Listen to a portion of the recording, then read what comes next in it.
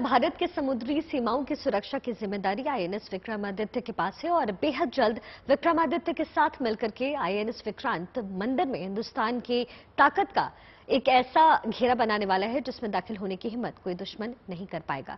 चलिए आपको अब ये बताते हैं कि तकनीक और ताकत में बेमिसाल विक्रांत के आने भर की खबर से आखिर क्यों दुश्मन बेचैन हो गए हैं, आखिर क्यों विक्रांत के आने से चीन और पाकिस्तान में खलबली सी मच गई है। देखिए हमारी खास रिपोर्ट।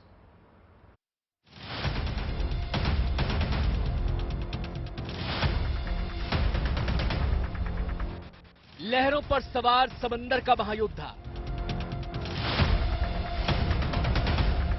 आधुनिक तकनीक की मिसाल, ताकत में बेमिसाल। आईएनएस विक्रांत जब समंदर की लहरों पर रफ्तार भरता है तो देश के दुश्मनों की नींद उड़ जाती है। ये एयरक्राफ्ट कैरियर समंदर में हिंदुस्तान की ताकत का प्रमाण है। ये समुद्री सीमाओं का वो प्रहरी है जिसकी दहाड़ से दुश्मन के हौसले पस्त हो जाते हैं। आईएनएस विक्रांत के सेना में शामिल होने के बाद नौसेना के पास 2 एयरक्राफ्ट कैरियर हो जाएंगे, यानी समंदर में हिंदुस्तान की ताकत दोगुनी बढ़ जाएगी। आईएनएस विक्रमादित्य पहले से ही सरहदों की सुरक्षा में जुटा है और अब उसे विक्रांत का साथ मिलने जा रहा है। इन दोनों की जोड़ी भारत की समुद्री सुरक्षा को अभेद्य बना देगी। विक्रांत के सेना में शामिल होने के बाद भारत उन चुनिंदा देशों की फहरिस्त में शामिल हो जाएगा जिनके पास खुद अपना एयरक्राफ्ट बनाने की क्षमता है। हिंदुस्तान 3 तरफ से समंदर में घिरा है, लिहाजा दुश्मनों से खतरा भी 3 तरफ से बना रहता है।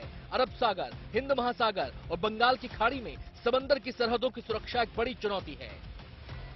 चीन हिंद महासागर में अपनी चालबाजियों से बाज नहीं आ रहा। वो लगातार हिंद महासागर क्षेत्र में अपनी ताकत बढ़ाने की कोशिशों में जुटा है। चीन के पास 2 एयरक्राफ्ट कैरियर पहले से मौजूद हैं। चीन अपना तीसरा एयरक्राफ्ट कैरियर भी तैयार कर रहा है। चीन परमाणु ईंधन से चलने वाला चौथा सुपर कैरियर बनाने की तैयारी भी कर रहा है। अनुमान है कि साल 2030 तक चीन के पास 5 से 6 एयरक्राफ्ट कैरियर होंगे। इन चुनौतियों से निपटने के लिए अब हिंदुस्तान का ये ताकतवर सिपह सलार कमर कस चुका है।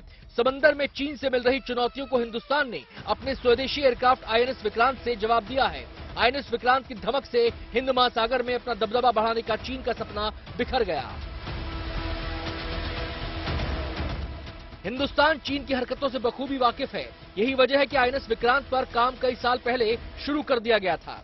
साल 1999 में आईएनएस विक्रांत की डिजाइनिंग का काम शुरू हो गया था। डिजाइनिंग का काम पूरा होने के बाद फरवरी 2009 में विक्रांत का निर्माण शुरू हुआ।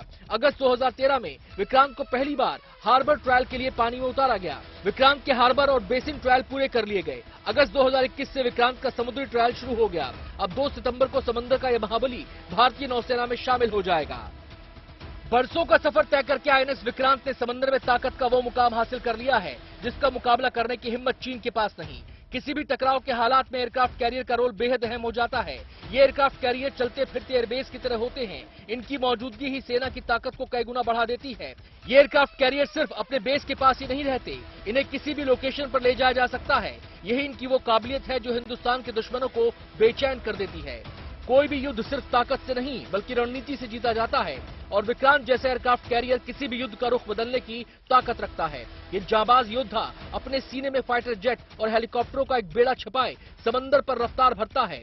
अगर किसी दुश्मन ने हिंदुस्तान की तरफ आंख उठाने की गलती की तो ये एयरक्राफ्ट कैरियर एक्शन में आ जाता है। दुश्मनों को मुंहतोड़ जवाब देने के लिए एक के बाद एक कई फाइटर जेट्स कुछ ही मिनटों में इस एयरक्राफ्ट कैरियर से उड़ान भर सकते हैं। जब तक दुश्मन को इस हमले का अंदेशा होगा उससे पहले ही ये एयरक्राफ्ट कैरियर दुश्मन के ठिकानों और उसके हौसलों को निस्तनाबूद कर देगा।